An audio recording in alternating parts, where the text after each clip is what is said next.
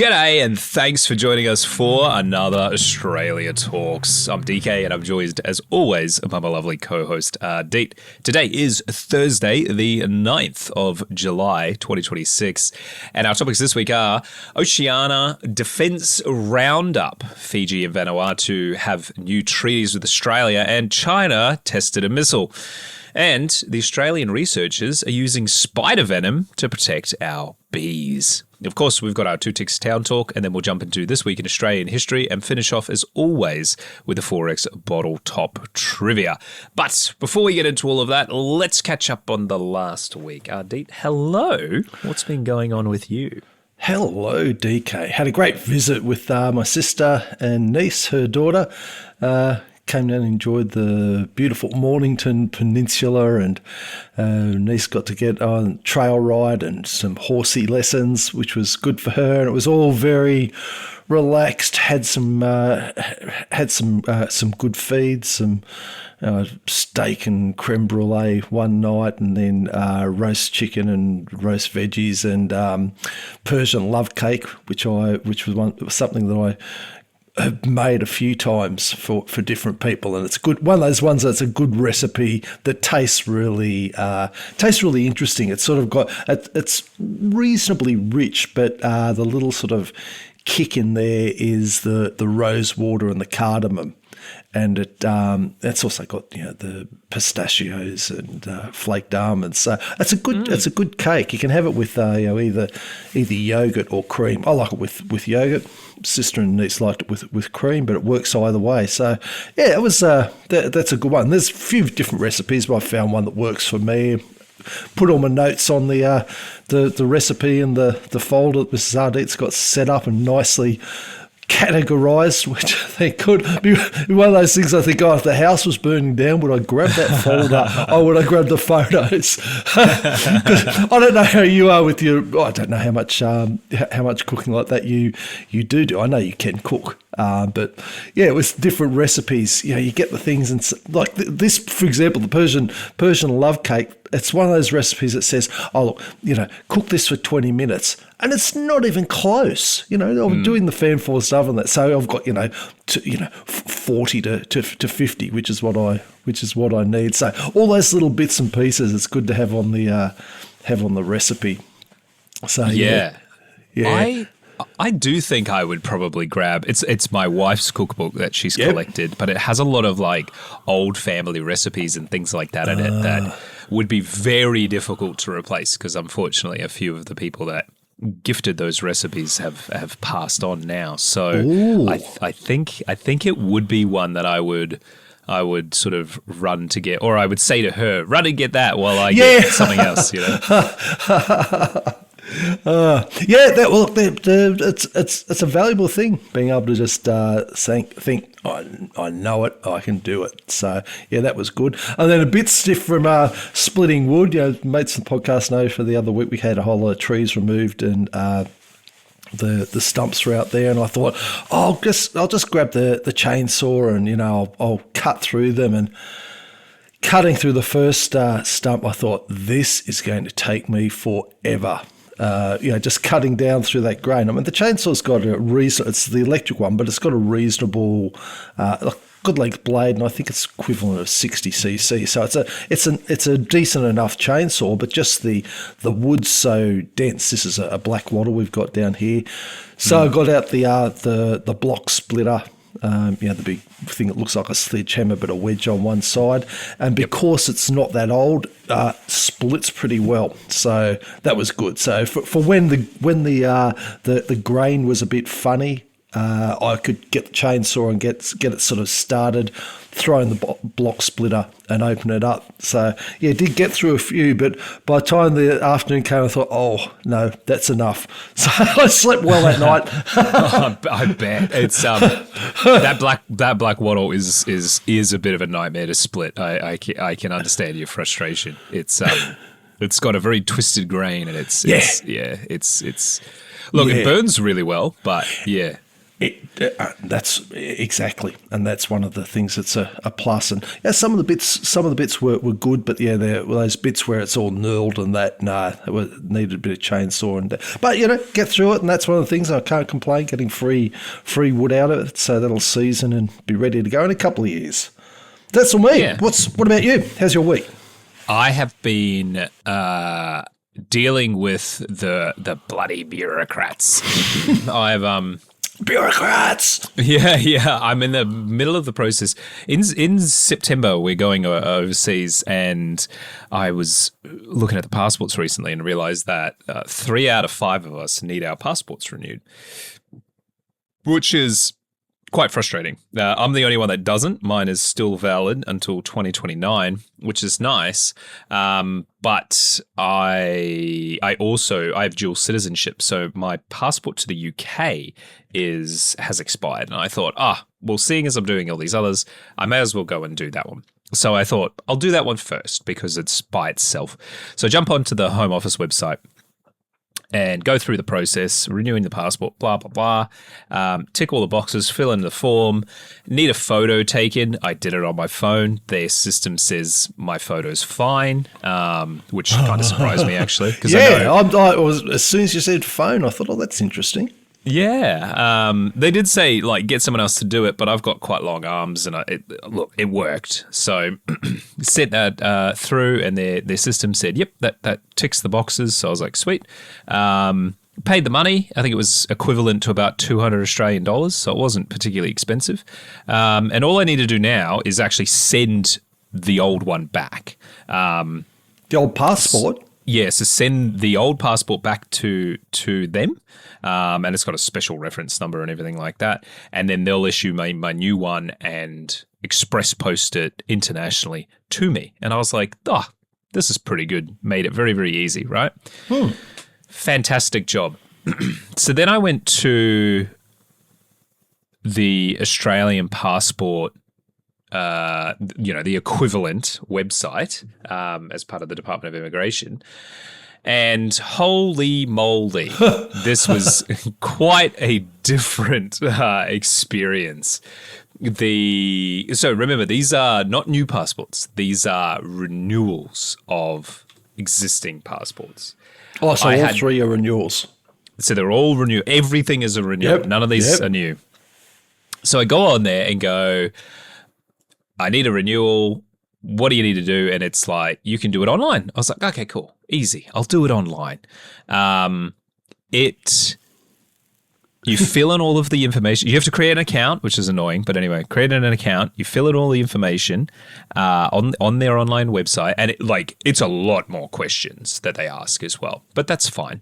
And then they go, here's your documents. And it's a copy of the paper one. And I was like, well, what's the point of doing it online if it's the paper copy? So you have to print it out and take it to the post office, get your photos taken, get the people to sign the photos. You have to get a trusted friend or someone that's a direct relative, basically to vouch that this is you.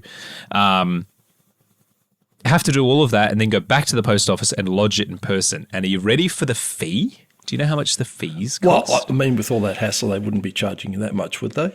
Well, you'd think so. You think, it must be like a reasonable price, Are you ready? Are you ready? For a 10-year adult passport, renewal is 422 Australian dollars. Wow.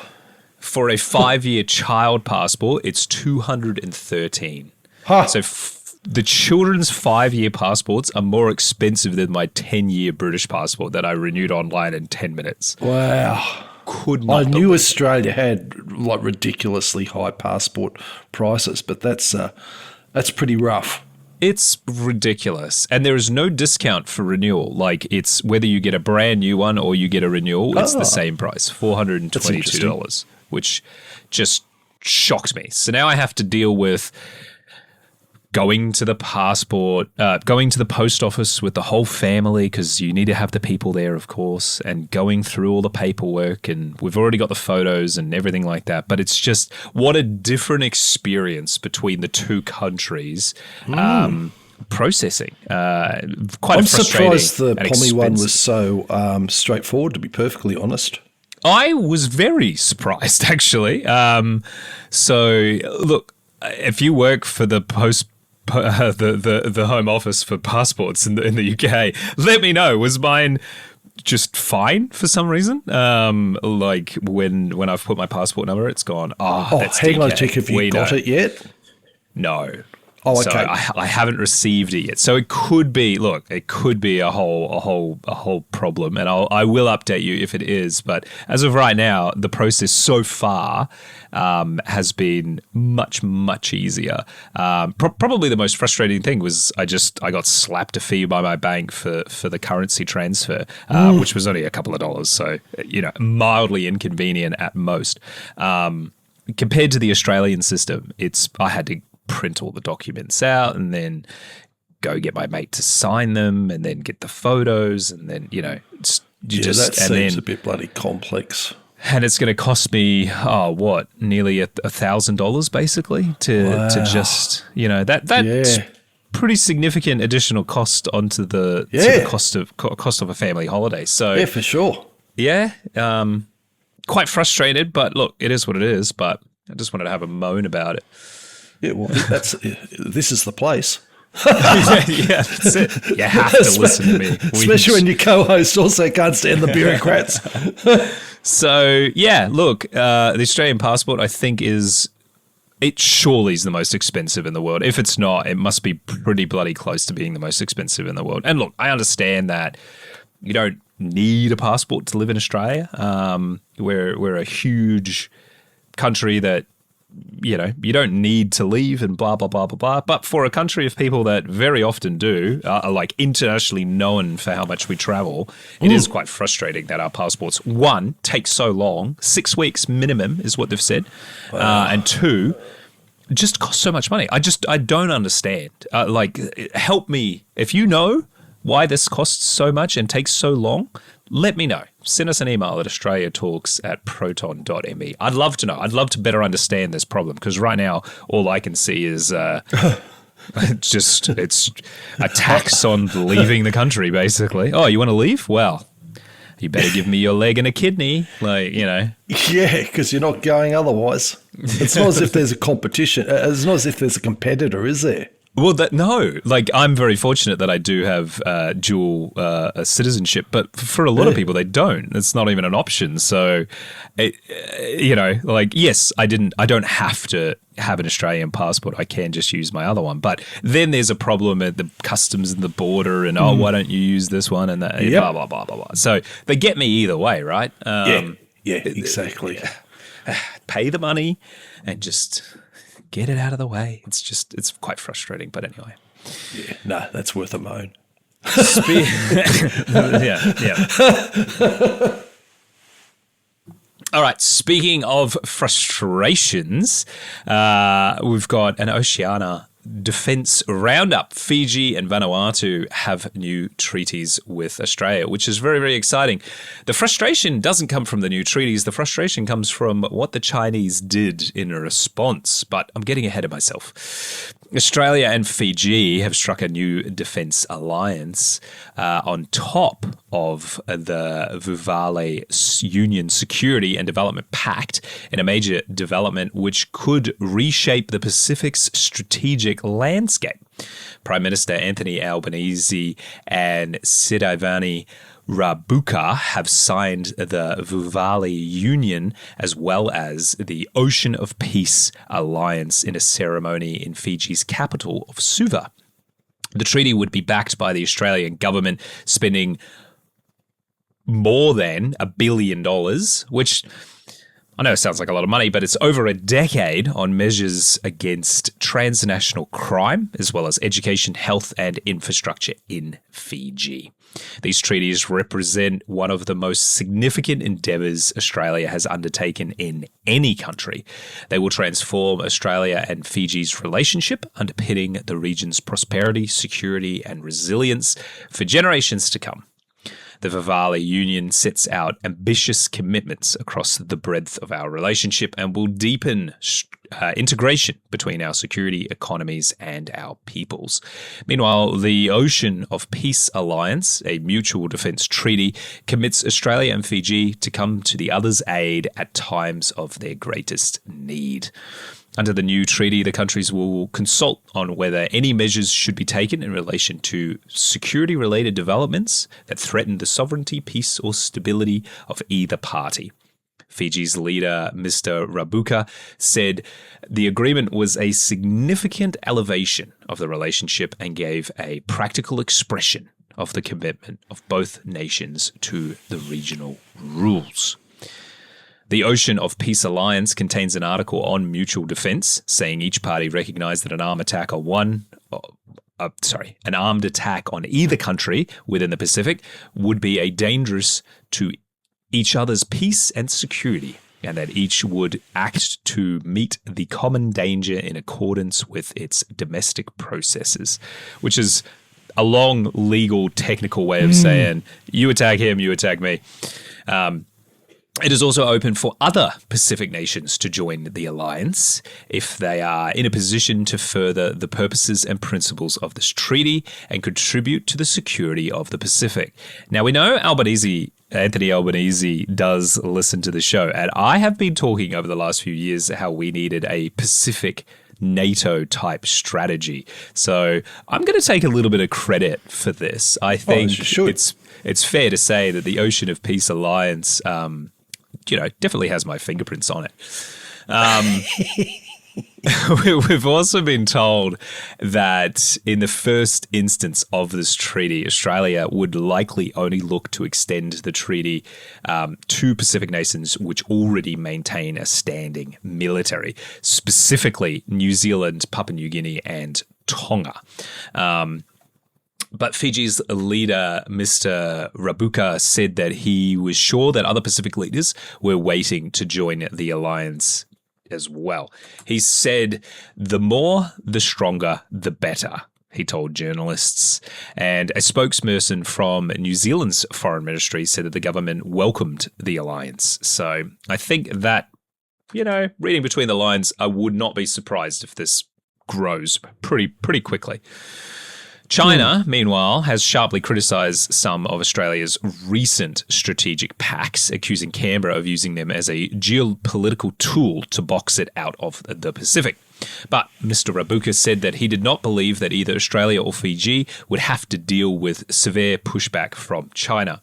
This is what we call foreshadowing. Meanwhile, Australia and Vanuatu signed a sweeping economic and security agreement on Monday, the 29th of June, that barred the establishment of any foreign military base on the Pacific Island. Vanuatu is at the centre of a strategic rivalry between China and US allies in the South Pacific, and Australia has expressed concerns that Beijing is seeking a permanent security presence in the region. The agreement commits Australia to greater economic support for Vanuatu, whose largest external creditor is currently China, and it also stops a foreign military power from establishing a base there. Prime Minister Albanese told reporters after signing the deal in Canberra with his Vanuatu counterpart, Jotham Napat, what this does do is provide certainty for Australia that there will be no foreign military base in Vanuatu. The agreement states that no reinforce Pacific collective security and sovereignty, Vanuatu shall not permit its territory to be used for any foreign military base or infrastructure. It also recognises that Australia as Vanuatu's long-standing primary policing partner and says Vanuatu will prioritise policing requests to other members of the Pacific Island Forum regional bloc rather than to China. China formed policing ties with Vanuatu in 2023 and has donated equipment, including drones, patrol boats, vehicles, to its police force. The agreement says Australia and Vanuatu will elevate assistance in the policing equipment, maritime security, cybersecurity, intelligence, and cooperation. Intelligence, cooperation, and infrastructure. But as I said before, this is a little bit of foreshadowing because whilst all of this was going on over the last sort of week and a bit, China decided it was a great time to test an intercontinental ballistic missile and fired one into the waters of the Pacific from a nuclear-powered submarine. The missile carried a dummy warhead, the Chinese state media said, and the missile had flown over multiple Pacific nations and appeared to have hit waters close to Tuvalu's exclusive economic zone. It's believed that the missile was launched somewhere in the waters between the Philippines and Taiwan. China has, with this latest test, sent a warning to the Pacific that Beijing now has the military and nuclear means to assert its dominance over the region. This test occurred as Australian Prime Minister Anthony Albanese met with the Solomon Islands Prime Minister Matthew Wale in Honiara on Tuesday this week. Mr. Albanese said, quote, "There is no doubt that this is a provocative act by China, which does destabilize the region," end quote. Albanese said that China did not follow the standard procedure of giving 48 hours advance notice before the test, but the real concern was that the missile was fired from a nuclear submarine.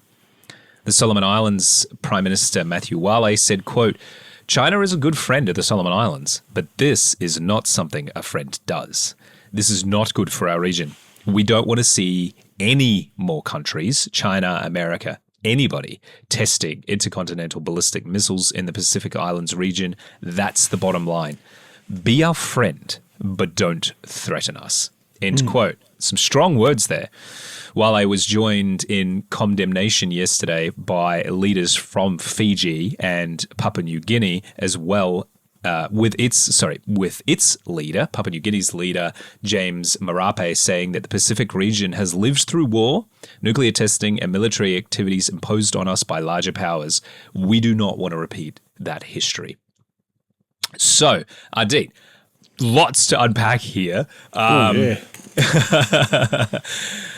do you think about this? Let's start off with going back to the beginning, this agreement with Fiji. And I guess the sort of, because there's two treaties here. One is the Varroa Union, which is really the close cooperation, Australia committing to help develop Fiji and sort of be that older brother type alliance there. But then, of course, we've also got the Ocean of Peace Alliance, which potentially could become that NATO of the Pacific type strategic agreement. So how do you feel about the two of them? Is this a step in the right direction? I think it's a step in the right direction. I feel like this is going to be versions of this topic will be coming up over the next few years. Understandably, it's in our backyard. And look, once again, I'd have to give Albo and Wong kudos on getting this happening. I know there's bigger teams involved, but they're the front people. And to my view, they seem to be scoring a lot of sixes on this, a lot of runs. Or what do you call it? A lot of home runs, if you want to translate it from cricket to baseball terms. The Ocean of Peace makes sense to me. Look, I've always got the concern in the back of my mind about you create these defensive alliances. There's always people in there itching to use them or ready to sort of pull the trigger. But the reality is, divided, you miss out on that strength of unity. And we do, Australia, New Zealand, Pacific Islands, we've all had a very strong relationship for decades and decades. There's always been, sometimes butt heads a bit, don't see eye to eye on some things, but when you look at some of the something as basic and unifying as sport, rugby, league or rugby union, that sort of love of sport, it does indicate where some of those friendships lie. And I think within Oceania, we're part of a mob that is generally pretty friendly to ourselves. I think Yeah, I think the Vovale was it? Tovale. Vivale. Vivale, thank you. Yeah, I think that Vivale union makes sense. The mutual defence there with Fiji. I think Vanuatu is an interesting one. Like it's there's a strong sort of attempt by China to, curry favour, to be part of it, and they do seem to be playing a reasonable game. I shouldn't say game. They seem to be playing a reasonable, good diplomacy of one against the other. But it's interesting just how desirable their position in the Pacific actually is. So actually scoring a treaty that has the proviso in there of no military base is a bit of a coup. It's a strong point to have. It's not saying that they can't have economic ties and some defence ties. I mean, by the sounds of things, they have happily accepted the police equipment. Interesting that both China and Australia have targeted them on a policing level rather than a military level up until this point. But it doesn't sort of preclude having diplomacy there. It's not a big wall going up and saying no. Excuse me, nothing to do with China whatsoever. It's just we want to set some ground rules here. Look, I've clarified this before. When we're talking China, and we're talking about the CCC, the Chinese Communist Party. We're using China as a catch-all, but it's really the CCP that both DK and I obviously openly have an issue with many of their actions, and unapologetically. But just to make that clear, I think it's always worthwhile saying that's what we're meaning. China's probably a bit more of a good catch-all than just the CCP every single time. The firing of the missile, look, I've got to say I'm a little bit in two minds about it. If this hadn't gone on and it was just the routine testing of these missiles, and the reality is a big nation like China, with its big missiles, does have to test them somewhere. And it's not the first time they've tested them, won't be the last. The US also tests them. Australia will test, maybe not quite to that degree. Australia will test them as all. So as a principle, I don't have a big issue as such with them doing a missile test. How and when they did it is when you start to get into the language of diplomacy, and that's where I think you do have a bit of an issue. It's on top of, in light of everything that's going on at the moment, there could have been the option to say, we'll put it back a month, let things sort of die down a bit. We'll go to great lengths to say, look, here's the usual bit of notice that we get the ticks on each box and send it over there. Maybe send it in a less provocative path, and it probably wouldn't have been much of an issue. But my opinion is that this was definitely sending a message. It was launched from a nuclear sub. It was over economic zones near the islands. It was a path that sent a message in light of what's going on. And for that, I think it raises a flag. They've got to assert their dominance. They have their reasoning for it, but that doesn't mean we have to like it. And I know, look, as I said, the US will do things, but the US is also our ally as well. And the US isn't in our backyard like this. So this is something that has happened in our backyard. And I think that is cause for concern. I think it is something that raises a flag. It might be understandable. It could have been done better diplomatically, but governments understand the strength of symbolism, and that was a very symbolic action, and I think it was a quite a negative symbolic action. So that's how I tend to view it, and that's what gives me concern on there. So how about you? What do you think about the concept of the ocean of peace? Do you like the two treaties, and what was your opinion on the reality of the Chinese of the Chinese missile test? I'll start there with the Chinese missile test, Yep. and there is 100%, in my mind, there is no doubt that this wasn't very deliberate. Generally, you would notify the countries in the flight path. You would set out.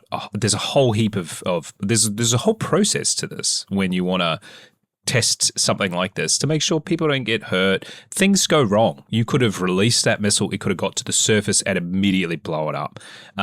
There's so much involved in it, so much danger, and you need to let people know that you're doing these sorts of things. The same as any live firing, even just live firing of small arms and stuff like that, things can go wrong and people can get hurt. There is no doubt in my mind, particularly the timing of this, that this was deliberate. It was to send a message of Australia is winning the diplomacy game against China right now. We know that China hasn't had a great run of making friends, for lack of a better term. They definitely have the economics, but unfortunately they do seem to be consistently quite sort of arrogant and look down their noses at some of these, particularly some of the smaller countries. And I think that rubs people the wrong way. And that maybe just be like a cultural thing. I'm not really sure. But this very much says to me that they're not happy with us and our diplomacy. There is a saying in the Pacific that occasionally you'll hear like leaders and things people say, and it's friends to all, enemies to none. And I think that's really important context of these sorts of relationships. You need to come in assuming that you have the best intentions, because if you don't, people here aren't going to want to be your friends. And I think that culture we get because we're obviously in the region. And I think that's why the diplomacy is working and working quite well. I'm actually very impressed with the Albanese government's ability to just get these treaties signed and done. They've been on a roll, haven't they? They really have. There's a lot of people, obviously, that have worked very, very hard behind the scenes to get these treaties across the line, because these sorts of things generally don't you can't whip them up in an afternoon. A lot of this time it takes months, possibly even years, to come to a treaty sort of wording and commitment and all of that, because they are complex pieces of legislation essentially. So they've done a really, really good job there. I think the Varroa Union is quite ambitious, and I have a real soft spot for Fiji. I've spent a lot of time there, and I'm actually going there in September. And so I would love to see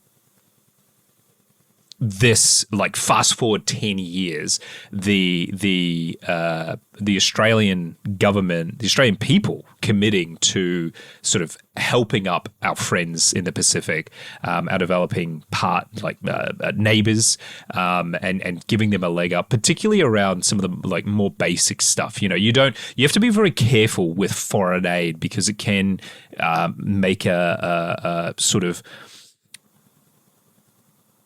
make them reliant on the aid, so then they don't develop properly themselves. So I think you do need to be quite careful. It's good to build infrastructure and that kind of things, and then let them thrive by themselves. And I hope that's what's going to happen here. I think generally speaking, Australia has found a good balance in that way. But that's yet to be seen. The Ocean of Peace Alliance, obviously I'm absolutely for that, seeing as it was my idea. And this is pretty much what I could see is all the Pacific nations sign on, and that way we've got this little block that's just, we are, the gates are open if you come in peace, and if you don't, all of us are gonna gang up against you. And I think that's really good because geographically we have some very, very large nations like Australia in this region, and New Zealand's not tiny either. I mean, it's about the same size as the UK, but population-wise, very, very underpopulated part of the world, and as such, we are stronger together. We are 100% way, and it's a big bloody ocean too. It is absolutely huge. And so the resources required to respond are significant. So let's pool it all together when we need to. I think another part of the problem with this region as well and this alliance is, and I guess in my mind, probably the big sticking issue for this alliance is going to be the lack of, a number of these countries completely lack a standing military, basically. Actually, to make a point, you mentioned earlier about why China and Australia are focusing on Vanuatu's policing rather than their military, because they don't have a military. They have... Okay. I didn't know that. Yep. Yeah, so they do, but they don't. It's complicated. And a lot of these island nations are similar because a lot of them, they rely on their strategic partners like Australia to come to their defense. In Vanuatu specifically, they have the Vanuatu Mobile Forces, which is actually part of the police, but it's more like they're like, think more like a SWAT team kind of thing. It's somewhere between. Yeah. Yep. It's somewhere between like a proper military and what you would typically think of as like armed police. So like paramilitary cops. Yeah, basically. Yeah, right. Yeah. It's quite small. I believe it's only about 300 or 400 people. I don't think they have any specialized equipment in terms of like armored vehicles or anything like that. I think they're just much more heavily armed than regular police. So they can respond to a domestic crisis, or, if someone's attempting a coup or something like that. They have a bit of grunt behind them to beyond the typical police forces. And we see that in a lot of these smaller island nations because they don't have the resources to really supply a standing military all the time because defense is expensive. And two, there's not really a need, when you've got an island archipelago where you're spread out potentially over hundreds or thousands of kilometers of open ocean. You can understand it would be beneficial to maybe have like a navy, but really you don't need a navy per se. It's more like water police or a coast guard or something like that is actually a more practical use of funding rather than having a large standing military and things like that. So you've got to use the resources that you have, to actually get some value out of it. So I think that's probably going to be a little bit of a sticking point, is some of these nations that we would want to have as part of the Ocean of Peace Alliance may not qualify to join because they don't actually have a military that they can add to the alliance. So I think that's going to be interesting how that's going to work out in the future.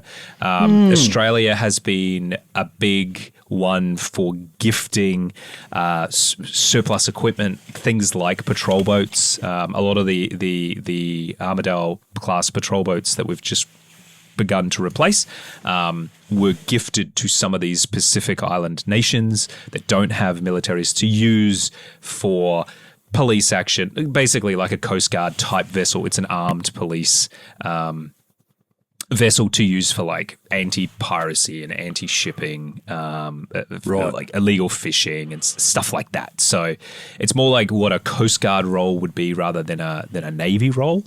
But still a valuable resource to have for those nations, providing that they have the resources to crew them and so on and so forth. And again, Australia does commit to helping them with training and crewing and fuel and things like that as well. So, because you don't want to gift a white elephant and it becomes a massive burden on these people either. But yeah, you do. And was it? Am I remembering correctly that we had a thing with PNG, Papua New Guinea, Yes. About they can serve in our military and vice versa? Yes. So right. that was. So is that going to? I wonder if that's going to become part of this ocean of peace. Whether that's sort of going to get opened up. Yeah, I think if Papua New Guinea joins the Ocean of Peace Alliance, I think it's more of an extension of the existing alliance that they have with Australia. But I don't think it would supersede it because their existing alliance with Australia does appear, at least on paper, to be quite a bit more more heavily integrated between the two of us. So it's like, I think it would be a situation where, yes, you guys can also and are encouraged to join the Ocean of Peace Alliance, but that doesn't supersede our existing defense arrangements as well. Right. It's just as well as, if that makes sense. Yeah. Okay. Yep. Because, of course, the Ocean of Peace Alliance is in theory, a little bit like NATO, where you attack one, you attack everybody. So if PNG joins, if Fiji gets attacked rather than Australia, I don't know if PNG and Fiji have a separate defense alliance. I'm assuming not. Right. Then, of course, PNG would come to the aid of Fiji and vice versa. So I think there's a lot of value in that as well, looking around the region at our neighbors and going, oh, we're all on the same team if something goes wrong. And I think that's really, really beneficial. I actually think that's where most of the value from these sorts of treaties come from, that together we can be basically like have that peace of mind, that's the term I was looking for, have that peace of mind of within the region there will be basically no conflict. Not that there is now, but we have that no conflict going on here. And if there was someone from the outside of the region comes in and starts causing trouble, we all stand together. And if you're a smaller island nation, I would imagine that would be very, very comforting to know that you've got some people standing behind you with some very big sticks. And I know that has been the case in the past, but we've seen from past situations, like the classic is World War II with the Japanese incursions into the South Pacific. The British was on the hook to defend Australia, New Zealand, Fiji at the time. But of course, the British were also tied up defending themselves. And the resources that they did send to this region, a lot of it was destroyed in Singapore and Malay. And what was left was basically just headed to Australia going, good luck, guys. We'll try and get you some more stuff when we can. A pat on the back. And of course, we then looked to the east from our point of view to America, who did help us out. But I do think there is sort of that sovereignty and self-reliance kind of aspect to this as well. As look, let's not say no to the help from further afield, but at the same time, let's also be proactive and defend ourselves within our little community as well. So I think there's a lot of value in this sort of thing. And actually, I would like to see that this would go to the point where some of these smaller island nations may find that our sort of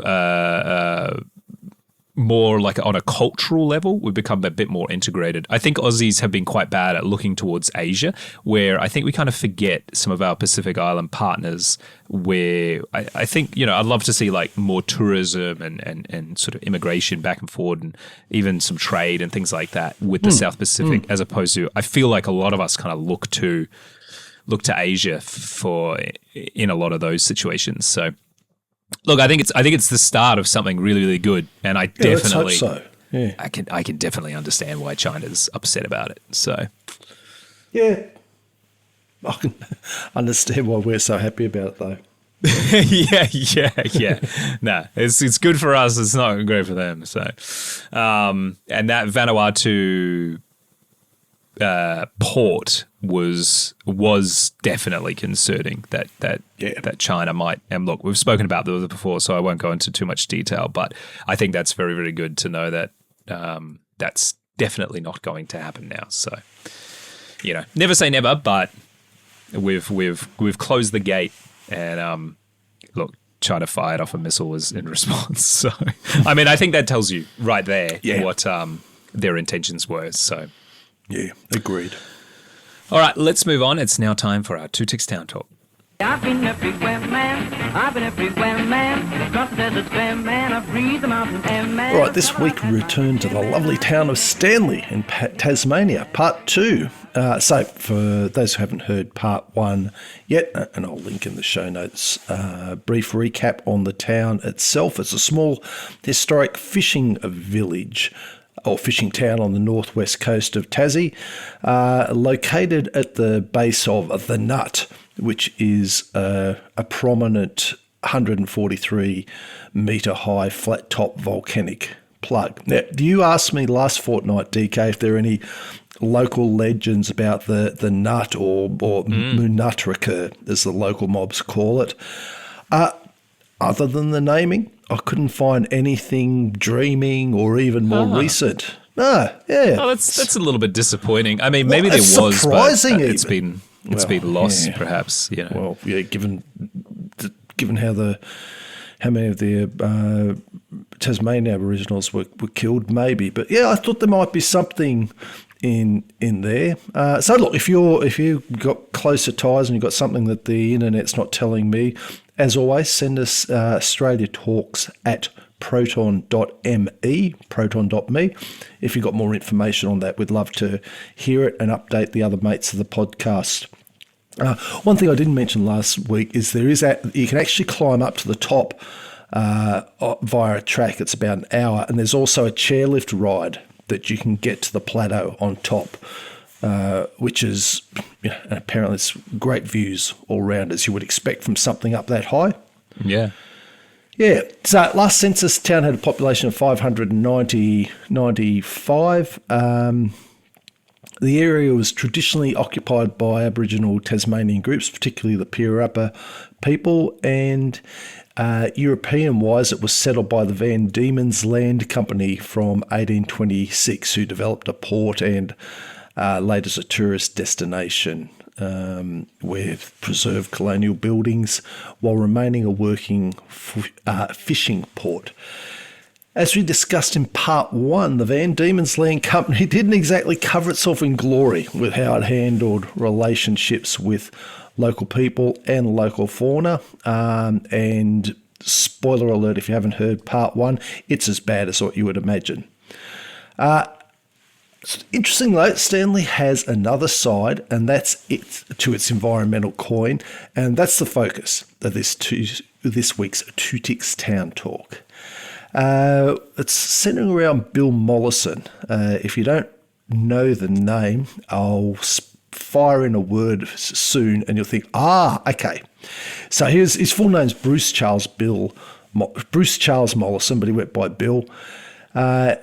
Left school he was born in Stanley in Tasmania. Left school at 15 to run the family bakery, and over the following decade worked as things like a shark fisherman, a seaman, forester, mill worker, trapper, snarer, tractor driver, and naturalist. He got out amongst it. So his experiences in the Tassie coastal and forested environments gave him a real sort of direct hands-on knowledge of local ecosystems. In 1954, at 26, he joined the Wildlife Survey section of the Commonwealth Scientific and Industrial Research Organisation, the good old CSIRO. And then in the 60s, he worked as a curator at the Tassie Museum with the Inland Fisheries Commission. He went to the University of Tasmania in 1966, where he studied biogeography. And after graduating, he lectured at the university and developed a unit in environmental psychology and retired from formal teaching in 1979. So not actual teaching, as we'll see, but formal teaching. So his observations of the Tasmanian natural systems, particularly the marsupials browsing in the rainforests around 1959, made him question conventional industrial agriculture. So he's struck by the life-giving abundance and rich interconnectedness of these ecosystems, and noted in his diary that these systems could be designed to function similarly.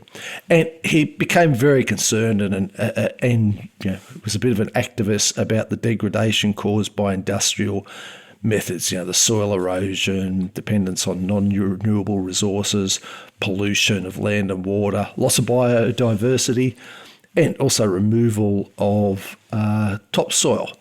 So after years of protest work, he thought, I'm going to withdraw, try and develop some positive alternatives, which was a bit of a hallmark of his character, getting out there and saying, well, what can we actually do about it? So he had observed patterns of interplay between human beings, agriculture, and the environment, and he was very much inspired by the way that Indigenous people around the world and Aboriginal people here in Australia worked in harmony with nature, and how that sort of contrasted with modern industrial agriculture. In 1974, he had a student, David Holmgren, and he collaborated with him to develop the concept of permaculture, which is a word that a lot of people would be familiar with. It was originally framed as permanent agriculture, but was later expanded to permanent culture. So the term permanent agriculture had been mentioned several decades before, but not as the portmanteau, the combination of words that we see with permaculture. And it is worth noting that Mollison and Holmgren brought together the learnings from many systems. So whilst they created the concept described as permaculture, they do acknowledge that it's got roots going way, way back. It's just they systematized it. So they put out their book Permaculture 1 in 1978, and it's, if you haven't heard of it, it's a holistic design system and ethic for creating sustainable, resilient human habitats by observing and mimicking patterns and relationships found in natural ecosystems. So it's got three core principles: earth care, people care, and fair share.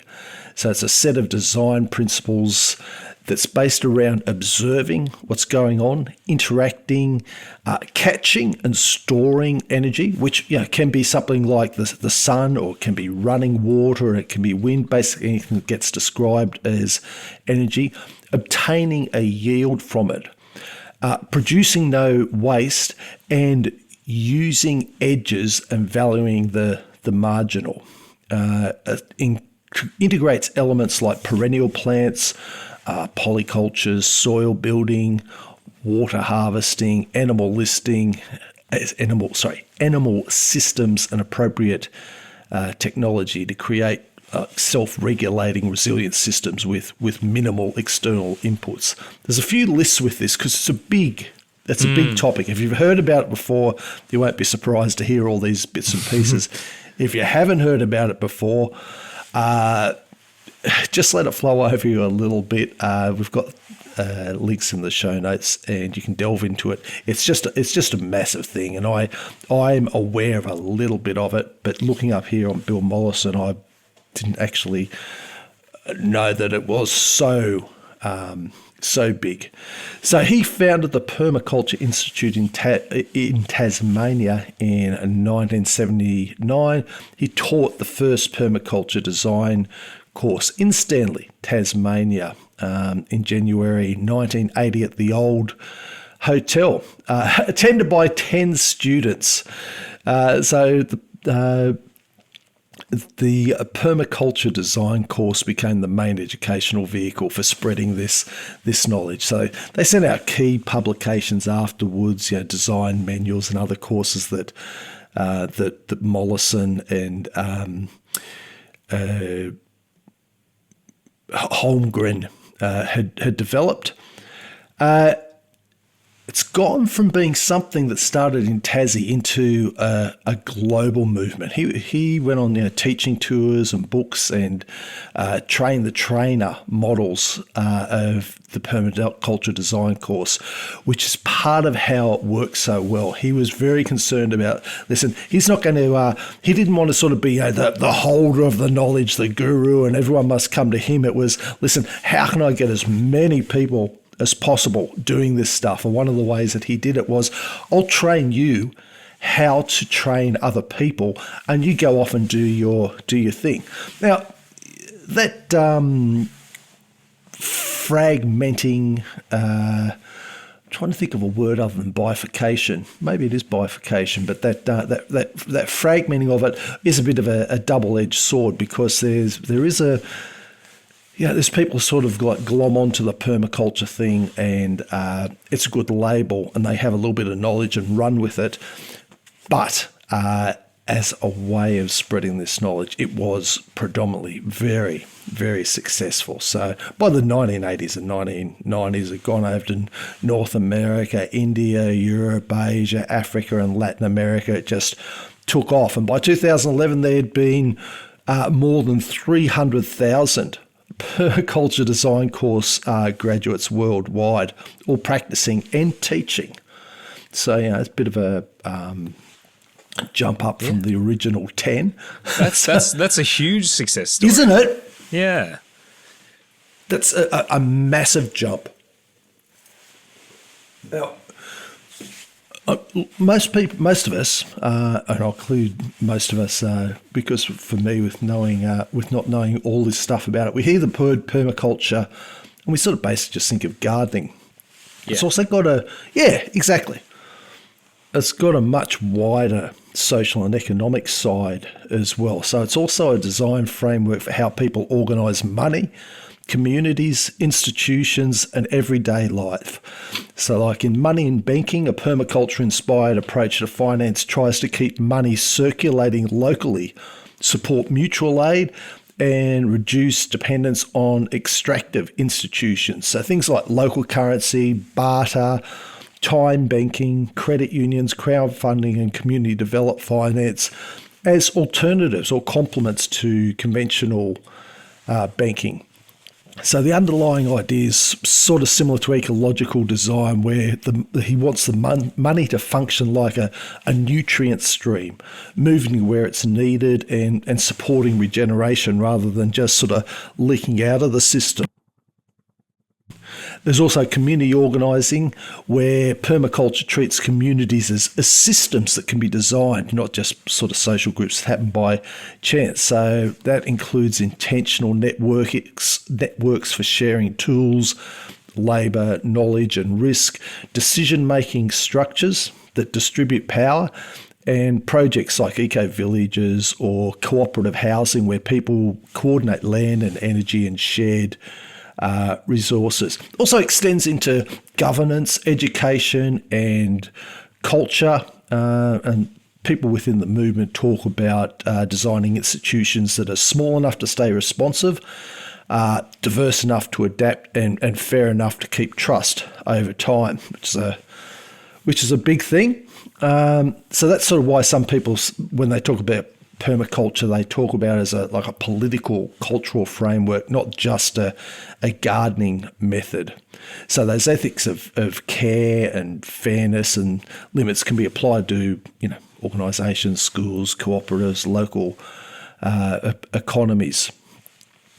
So the pros of it, it's commonly associated with long-term sustainability and reduced environmental impact. There's potential for lower ongoing costs once it's established, support for biodiversity and ecosystems, adaptability to local conditions, through the observation and the actual methodology, empowerment of individuals and communities through practical skills and self-reliance. And there have been a lot of scientific studies that found measurable improvements in soil quality and biodiversity on permacultural sites compared with ones that have just done the conventional one. There's some cons where they're talking about there's a higher initial labour and knowledge requirement.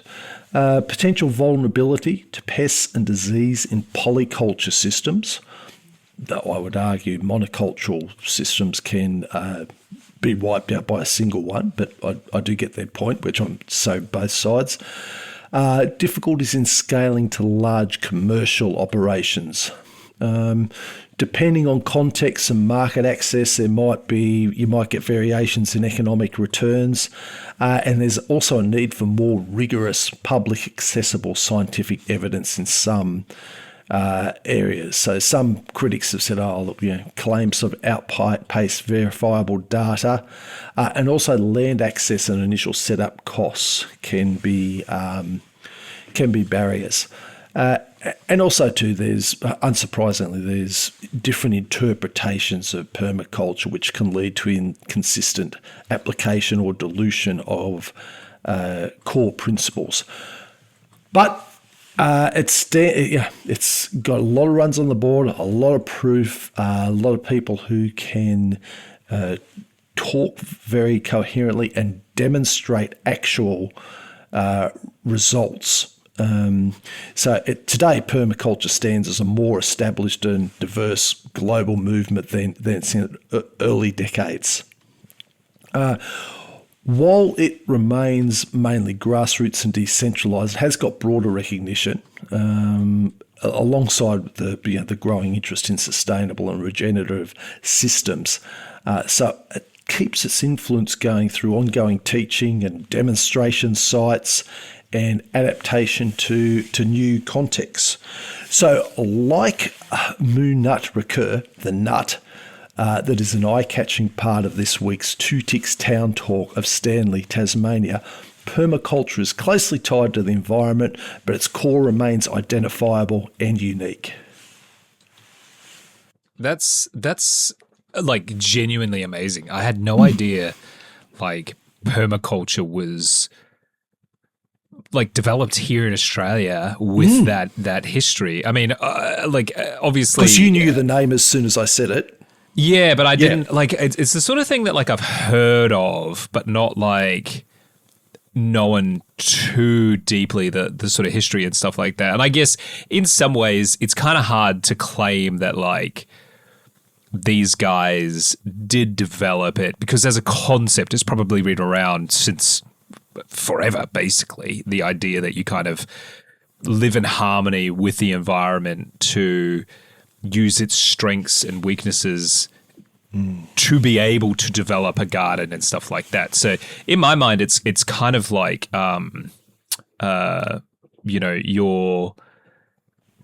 like a steward of the land rather than we're just demolishing everything and just putting whatever putting monocrops in and stuff like that. So, and I think that's been quite popular through the years. But obviously, the idea of permaculture itself and the skills they teach you, and I'm sure the the actual courses that you learn and stuff like that will go way beyond that and actually into like processes that genuinely do work and have been scientifically studied and so on and so forth, like you said. So it's so interesting though that like, and I'm so pleased that it is catching on and because it is becoming more of a thing. And I sort of wonder if there are people around the world, which I'm certain there are, that if you come into their community and go, oh, we're going to do like a permaculture thing, and you sit them down and start explaining them, they'll probably go, wait, do you not do this already? Like, this is what we've always done.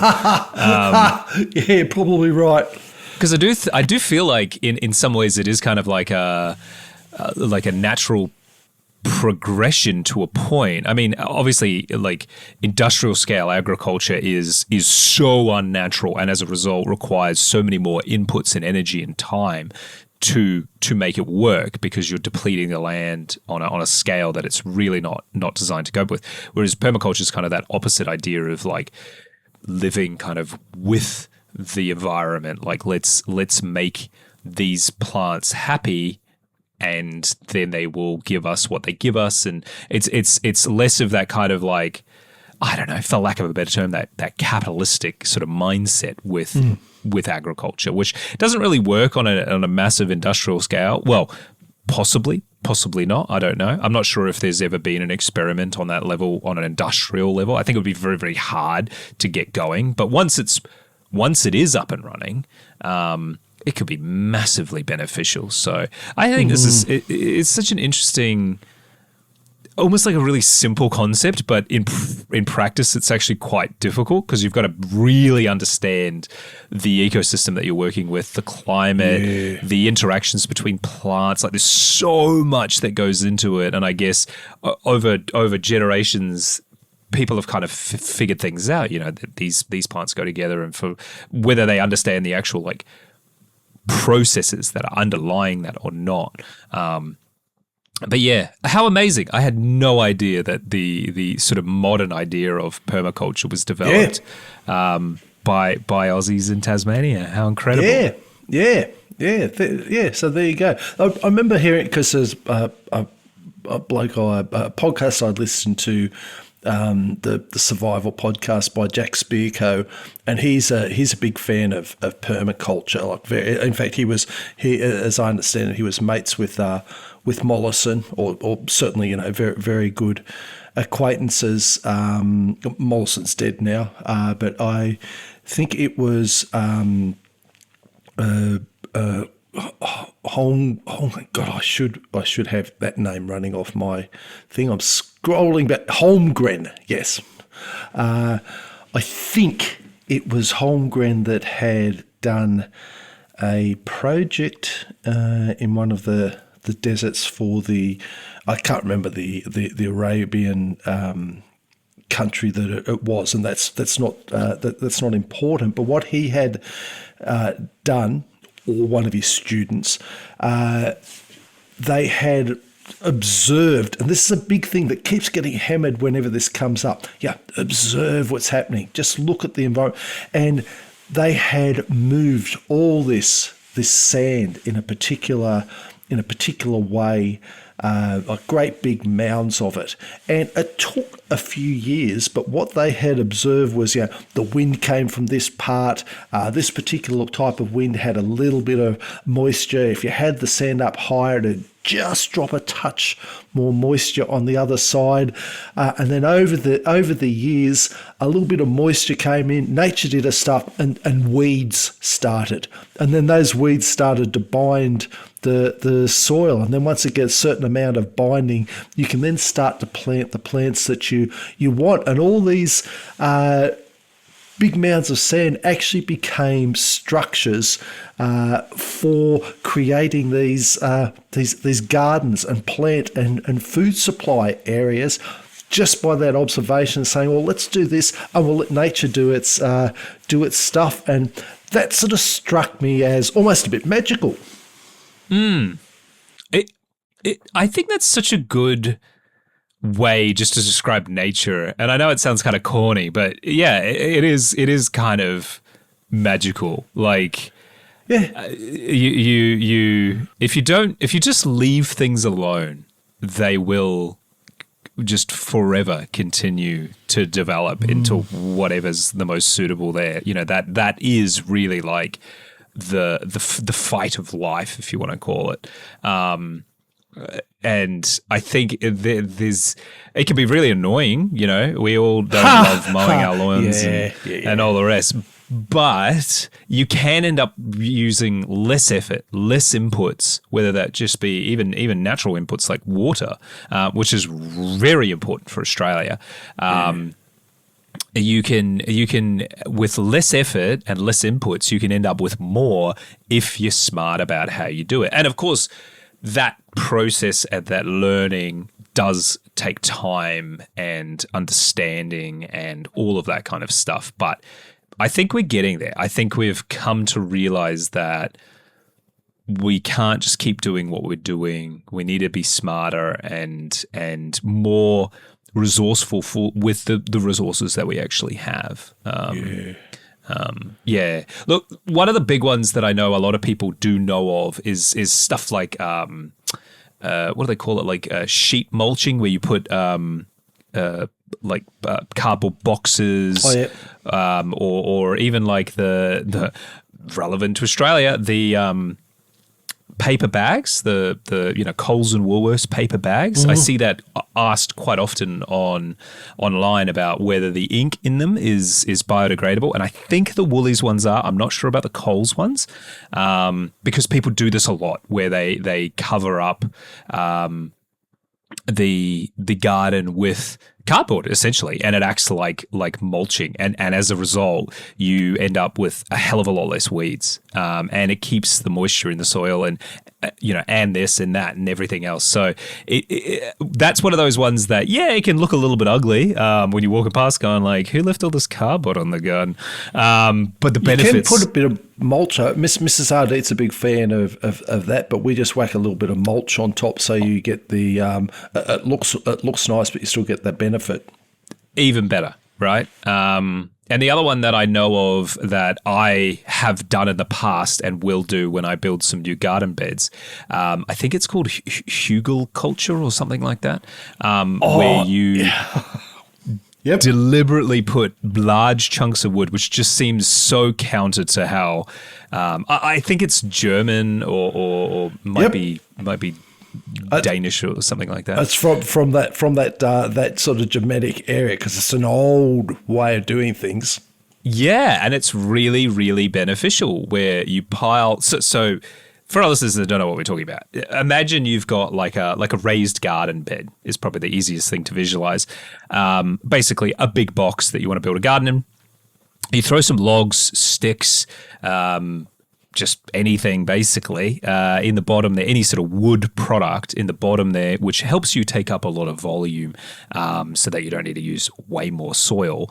And then you put on top of that, I think you put like leaves. There's sort of like a few layers that you sort of build up, like leaves and a bit of soil, and then I think you put like compost on, and then you put your nice good nutrient topsoil and stuff like that on top. And basically the idea is, as it all decomposes underneath, it releases more nutrients for the plants that are growing up on top, but it also helps retain heaps more water, so you're not wasting water as much as well. So which is where I was doing it for, was, well, two things, was the moisture retention and also the basically not having to buy more soil, because I got plenty of wood, and wood's pretty cheap, so fill up those garden beds with that stuff as well. So I didn't realize these were part of permaculture, which but I guess it's a system of systems, isn't it? Yes, great way to put it. It's a system of perfect way. Yeah. Which, look, I think it's so cool, and I had no idea that there was such a strong Australian connection there. Wow. How friggin' interesting. Look, if you don't know what permaculture is, I would encourage, but you like to garden and that sort of stuff, I would encourage you to go and have a look at that. That's for sure. And you can just take a bite from it. You don't have to know everything. You don't have to go off and do all the course, but you can take a little bit from it. Even that thing of sitting there observing and saying, yeah, where's the shade? Where's the wind? Where's the rain going in my garden? I'm doing a little bit. And if that whets your appetite for more, great. But as I said, there's a whole lot of things I was listing out because it's so big. But if you get that little summary of the mindset and just try one or two things, it's still going to be beneficial. Definitely. All right, let's move on. Spider venom and gene disruptors to target Varroa mites destroying Australian honeybee colonies. It has all the elements of a superhero movie, an invasion of killer mites from a faraway place, scientists tinkering with genetics, and spiders coming to the rescue. This is borderline the plot of a Spider-Man movie, basically. Hopefully things go to plan. But it's also a very simplified version of research taking place on Queensland's Sunshine Coast, my neck of the woods, in a race to save Australia's bees. Varroa destructor is a parasitic mite that was first detected in New South Wales back in 2022 and is now entrenched in 5 states and territories, wreaking havoc on the nation's European honeybee colonies, unfortunately. Varroa mites feed on the host bees, essentially depriving them of nutrition and weakening their immune system. Australia was the last inhabited continent free of the Varroa destructor until June 2022 when it was detected in a sentinel hive in the port of Newcastle. Bloody Newcastle. Genetic analysis done by the Australian National University found the mites likely originated from North America, most probably Canada, but the report said that there was not enough evidence to further investigate into whether illegal importation was the source of the incursion. No, it was the Canadians. Bloody Canadians. You just hear a sorry in the distance. Chemical and organic treatments are being used to manage the mites, but many have developed resistance to those chemical and organic treatments.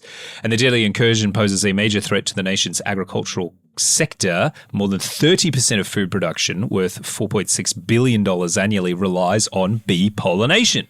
The mites also threaten Australia's $273.5 million honey market, and beekeepers have already been pushed to the brink.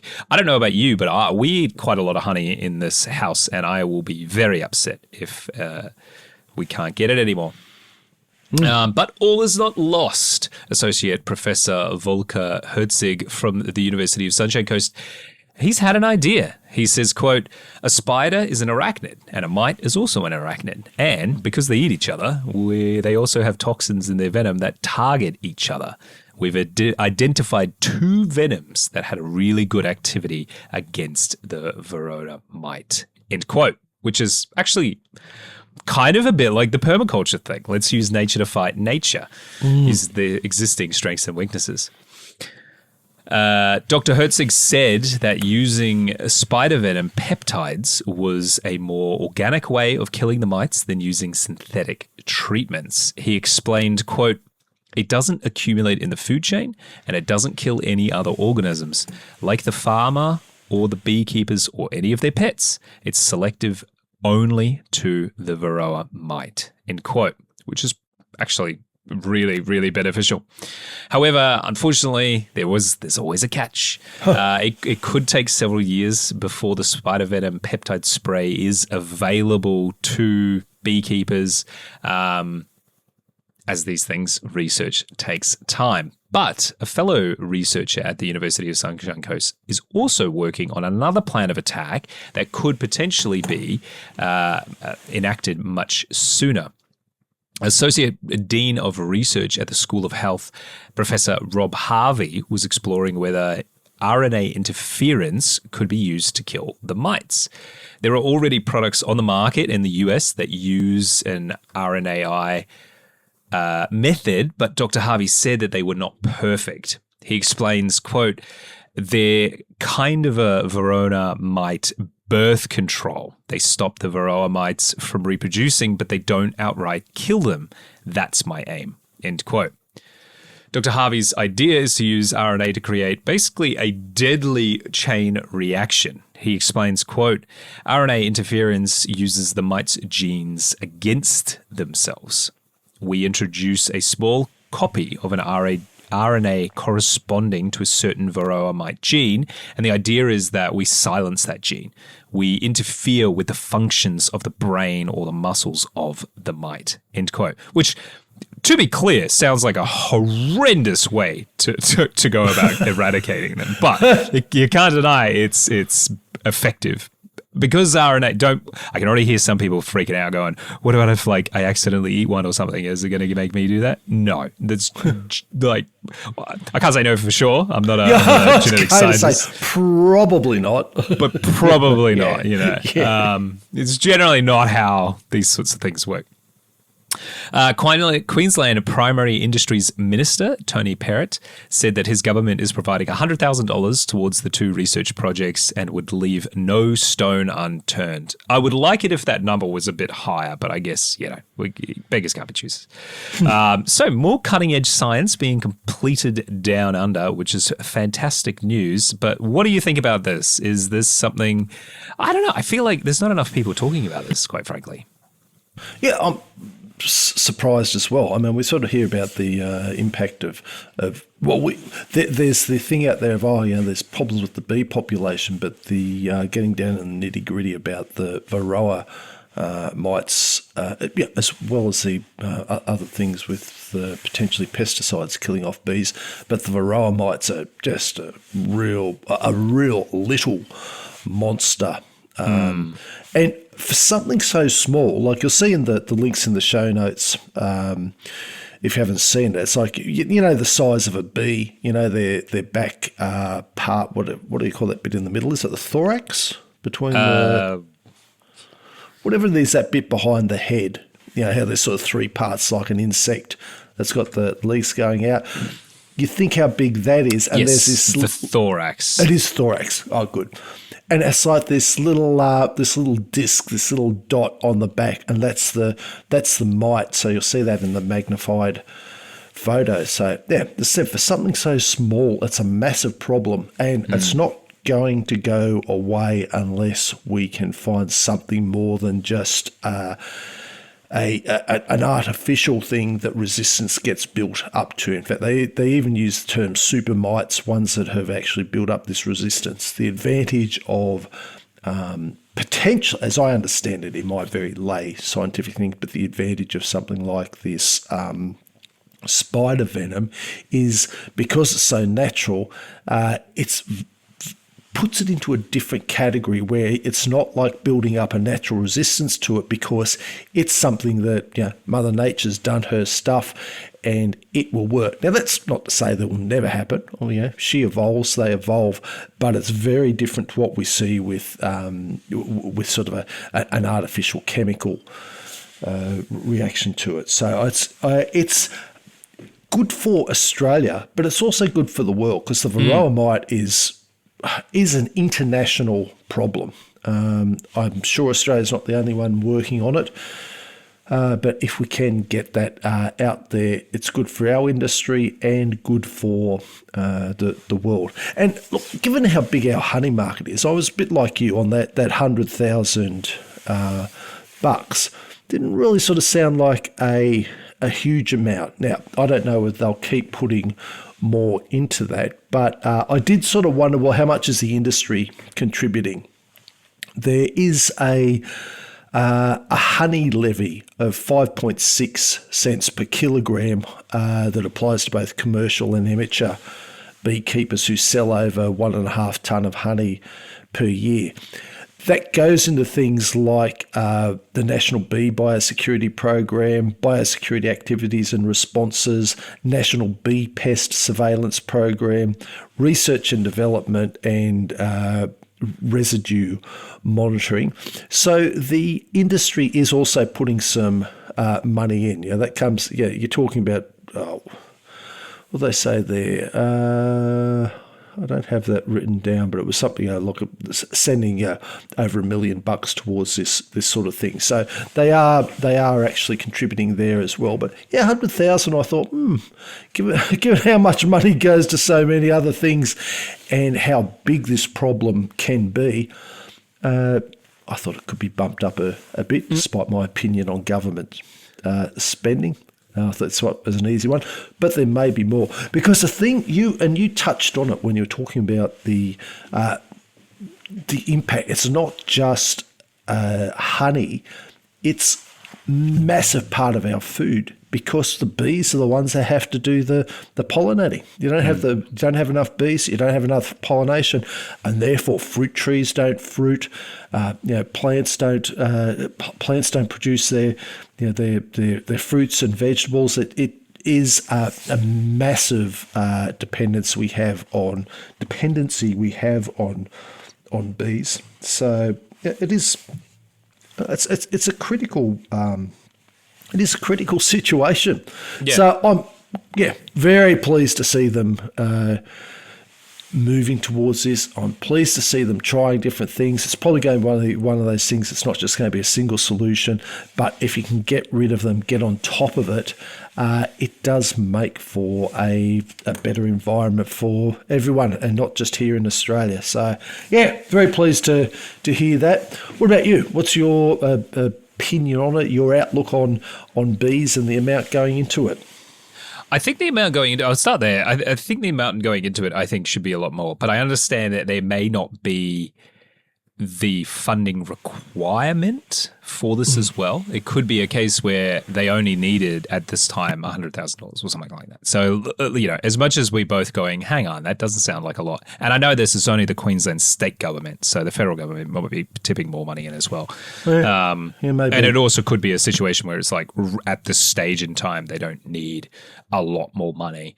They just need more time. So, but yeah, it does feel like a shockingly low number considering how important this problem is to be solved. And look, there are other there are existing solutions to the problems, but none of them are really fixing it in a way that's like got a long-term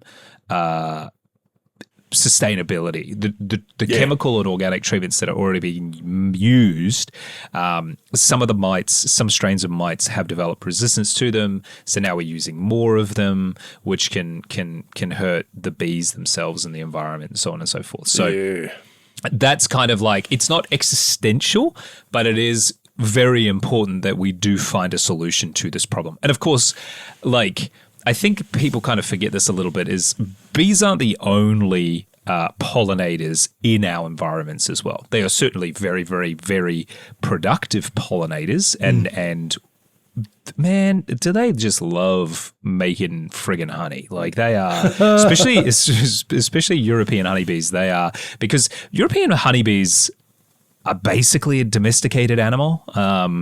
They have been selectively bred for so many generations at this point that this is what they do. And so they are incredible pollinators because they are so active and as such are so important for our agricultural industry as well. And as our honey market too, which is amazing. I love the honey that I get from our local apiary. If you haven't, I'm absolutely certain everywhere you are in Australia, there is local honey. Go and find your local honey beekeeper, ask around. I'm sure someone will point you in the right direction. The honey that we get from just our local beekeepers is incredible.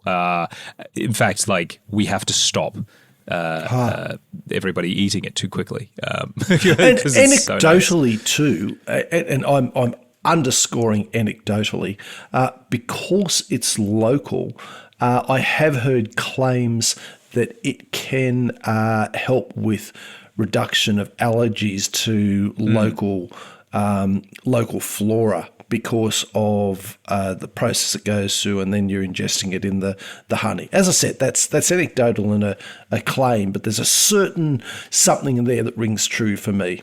Yes, so what is it? Raw honey does contain pollen. So if you do have allergies, by consuming the honey with the pollen in it, you are also being exposed to the pollen in a way that generally doesn't trigger your allergies, which is quite amazing. I do wonder how much you would actually have to eat to help with your immunity to it. But hey, it's better than nothing. So yeah, they're the qualifiers. You're right. Yeah, so don't go out there going, Ardeet and DK told me I'd cure my hay fever by This is not medical advice. Yeah, but like, give it a go. It might be better than nothing. You might see your symptoms less severe. I definitely noticed over the last few years since eating a lot of our local honey that my symptoms do appear to be less. I still do get bad hay fever, particularly in the change of seasons, but It's not as bad as it used to be, and I do wonder if that's have some association with the honey, but I don't know. But look, I think this is really good. It was very upsetting to see the Varroa mite coming to Australia in 2022. I remember when this was big news at the time, and I feel like it just kind of dropped out of the news. And I know a lot of beekeepers have suffered. A lot of hives have been destroyed, which is very upsetting. A lot of beekeepers they're like they are their pets essentially, and they care very, very much for their colonies. And of course, to see a bloke from the government come in and take your bees away and destroy them is very upsetting for anyone. So I know there's been a lot of suffering, both in the bees for the bees, and of course for the people that care for them, because of this horrendous little bastard.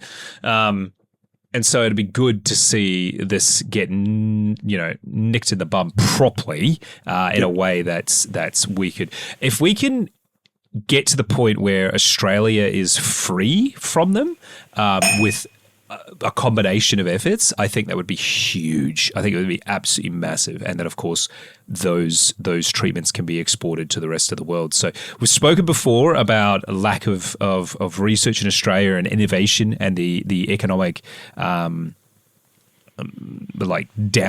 because of that. And this is a success story. We need to fund more of this stuff. Yeah. I like these stories.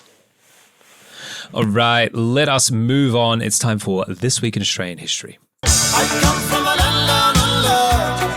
All right, this week in Australian history, we're covering the 3rd to the 9th of July. July 3rd in 1947, post-war lifting of sugar rationing signalled economic recovery and improved living standards. So sugar had been strictly controlled during the war effort and boosted consumer goods availability. 1989, the Fitzgerald inquiry into possible illegal activities and associated police misconduct in Queensland ends, and it did expose widespread corruption in the police and government. It did lead to major reforms, but as we say down south, you can't trust those Queenslanders. Definitely not. July 4th, 1969, 3,000 protesters against the Vietnam War rally outside the US consulate in Melbourne. 1991, Chinese-Australian heart surgeon Victor Chang was murdered in Sydney, and it was he'd pioneered heart transplants and techniques and founded a major research institute. And no murders are good, but that was just such a waste. July 4th, 2002, American Steve Fossett completes his solo balloon navigation of the world landing in Durham Downs, Queensland.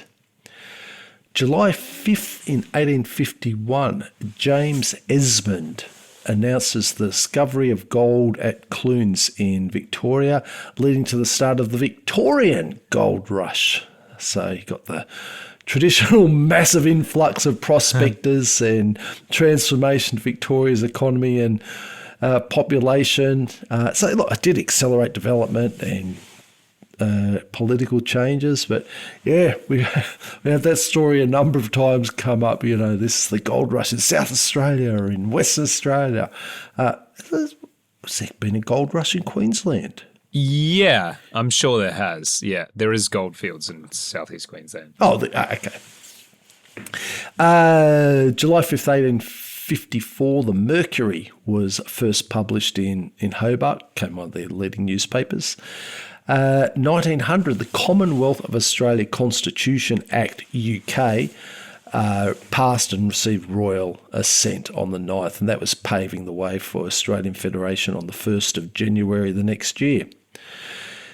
2001, Australia and newly independent East Timor signed the Timor Gap Treaty about resource sharing in the Timor Sea. Wouldn't say that it's all hunky-dory, all tickety-boo, but it's for the most part a reasonable agreement, though not everybody is happy with every aspect of it. But yeah, I'll leave that to the diplomats and bureaucrats.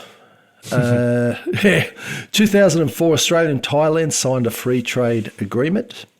July 6 in 1813, the first commercial shipment of wool sent to Britain by John and Elizabeth MacArthur. They were pioneers in the Australian wool industry.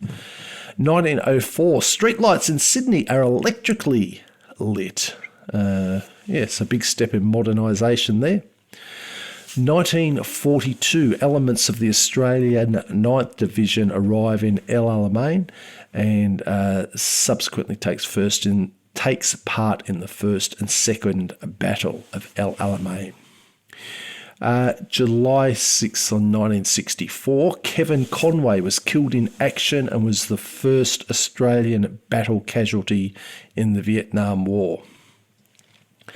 July 7th in 1907, the Australian Navy Cadets is established.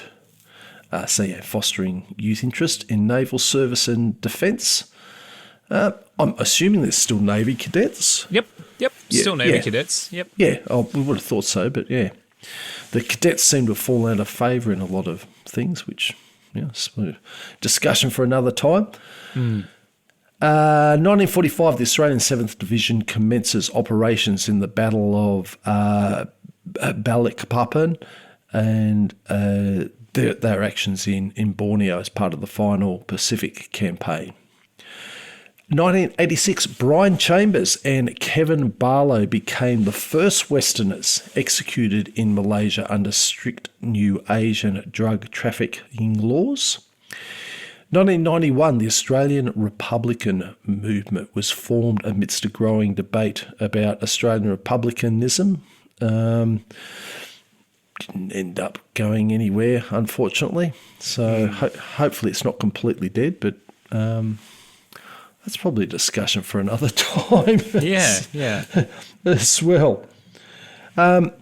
July 8th, 1963, Margaret Court becomes the first Australian woman to win the women's single tennis championship in Wimbledon.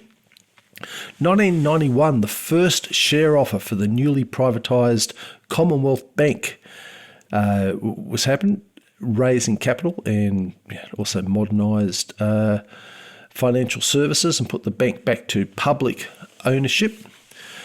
July 8th, 2005, defecting Chinese diplomat Chen Yonglin is awarded a protection visa. So that involved diplomatic asylum and human rights, and that did strain Australia-Chinese relationships temporarily. So he was talking about spying in Australia, the attacks, or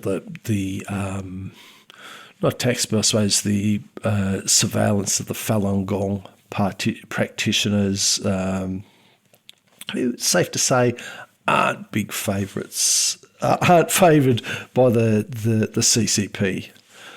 They're not big fans of the Falun Gong. No, as I said, that's understating it. But anyway, he was granted protection. So, don't know what he's doing now, but yeah. July 9th, 1941, Australian forces in Lebanon capture Damour and open the way to Beirut, and leading the Vichy French to seek an armistice.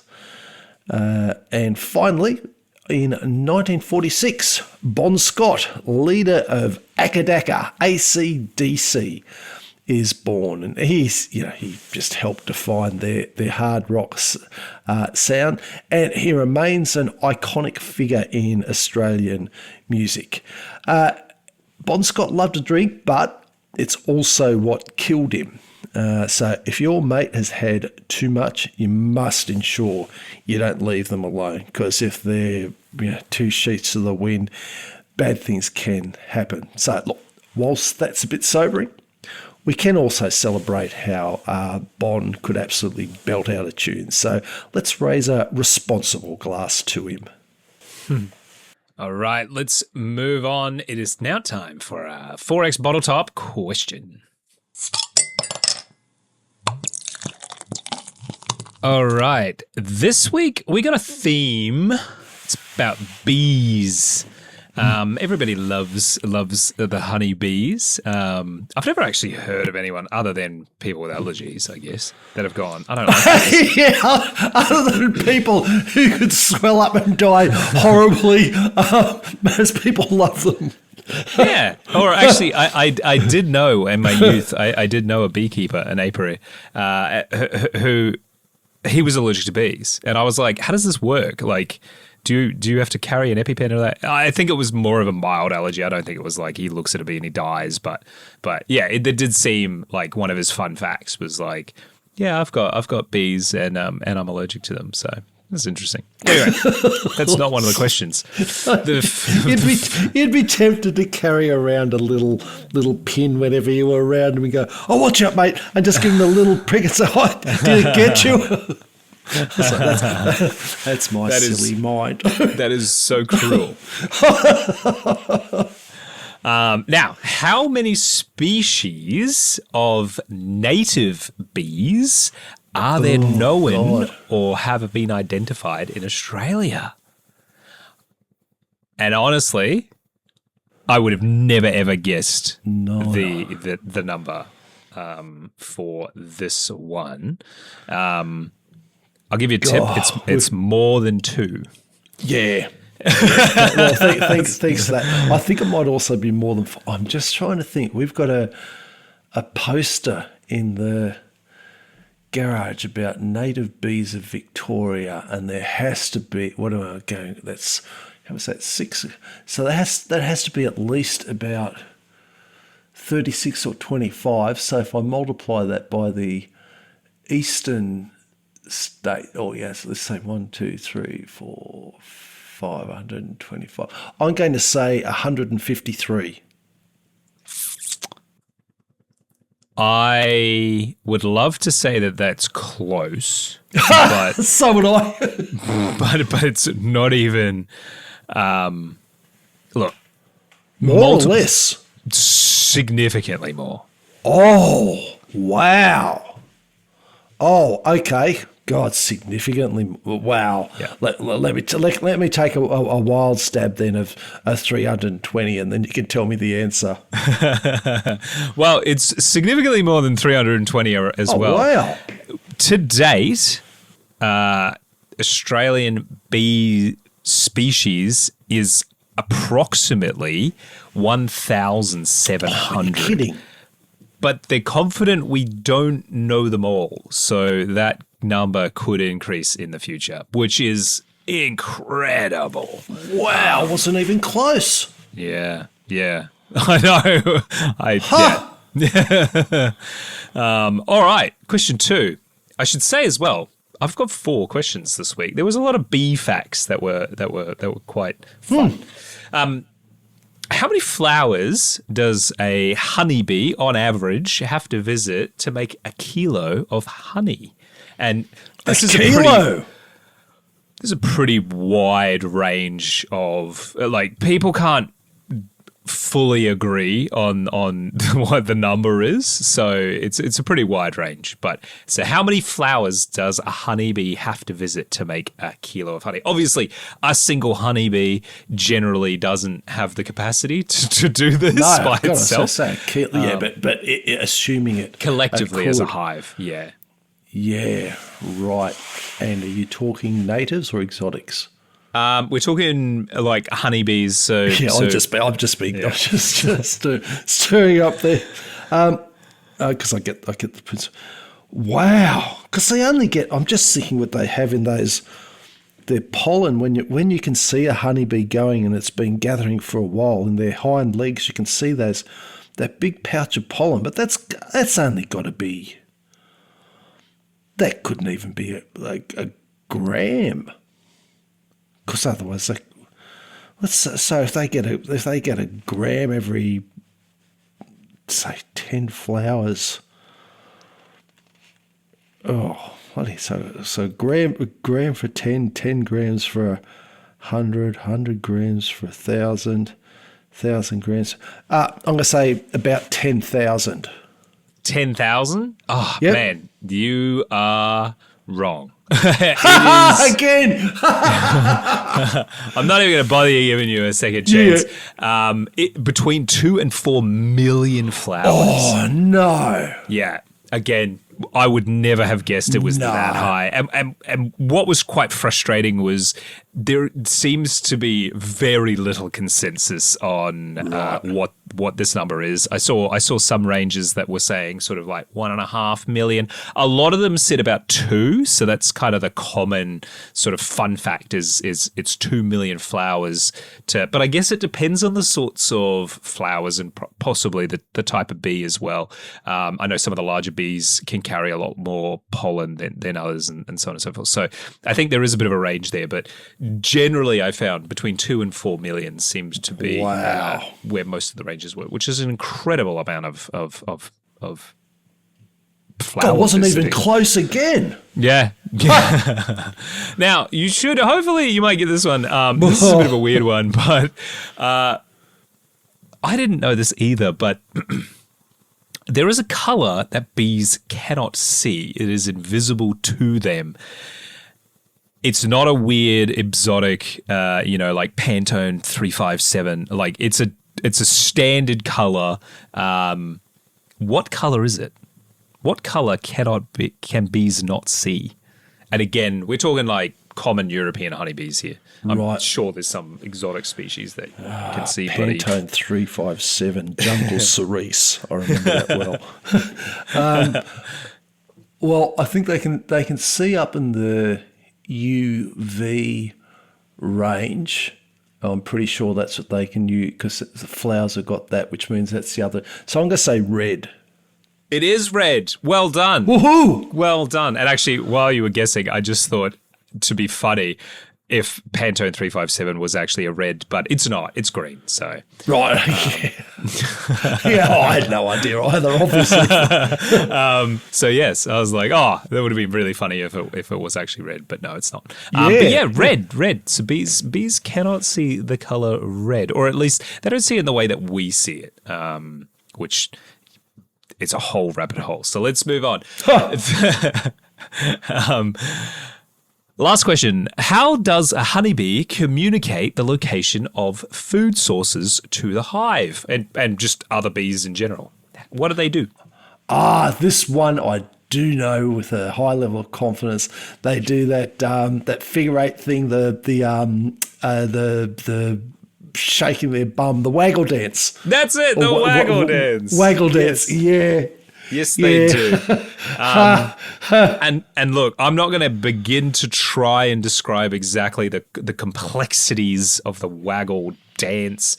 I'm not a bee expert, but what I have done is in the show notes, I have linked the last one is the Wikipedia entry for the waggle dance. And if you're interested, go and have a look. That's why I saw that list move. Okay, right. Yes. But basically the idea is depending on where the bee is with the sun, they use the sun as a reference point and they wiggle their bum, and the direction of their bum is kind of the general direction of the food. There's a bit more to it, but that gives you kind of a brief understanding of exactly how this works. The Wikipedia page is actually quite good, and of course you can go from there onto the sources if you are really, really interested. But yeah, the waggle dance. So you got 2 out of 4, which is really good considering the first 2 were very difficult. Yeah. So well done. All right. On that, thank you so much for joining us for another episode of Australia Talks. If you have any feedback or suggestions for topics, please get in touch with us on our email at australiatalks@proton.me. We'd also be grateful if you could subscribe and give us an honest review, as this helps us out immensely. But the best thing you can do for the show is just to share it with a friend that you think might like it. Otherwise, join us next week for another episode of Australia Talks. As always, thanks for listening, and don't forget to tell your mama I love her. Sweet.